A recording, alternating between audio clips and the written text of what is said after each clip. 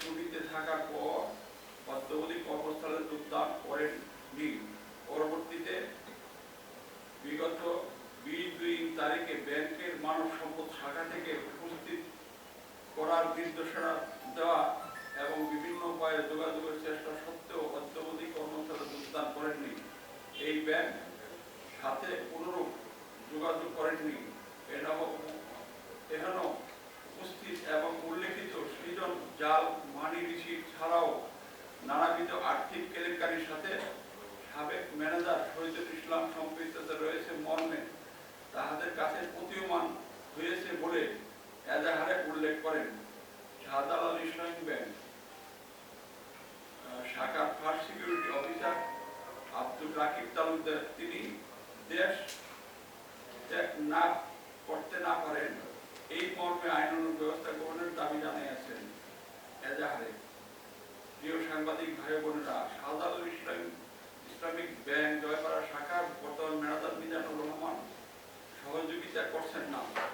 শাখার video footage উক্ত ঘটনার সকল প্রমাণাদি রহিয়াছে। সেই ধারণা থেকে আমি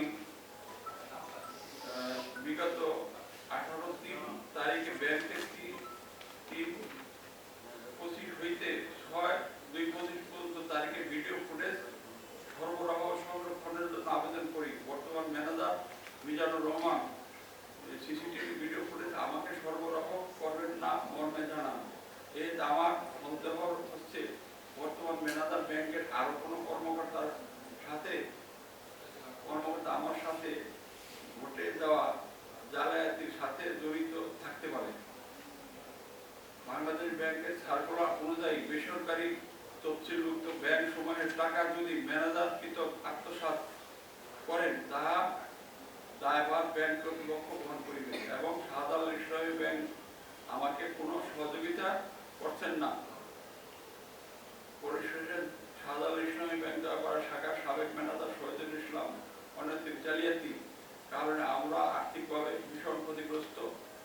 আপনাদের মাধ্যমে আমাদের সকল ন্যায় বিচার চাচ্ছি।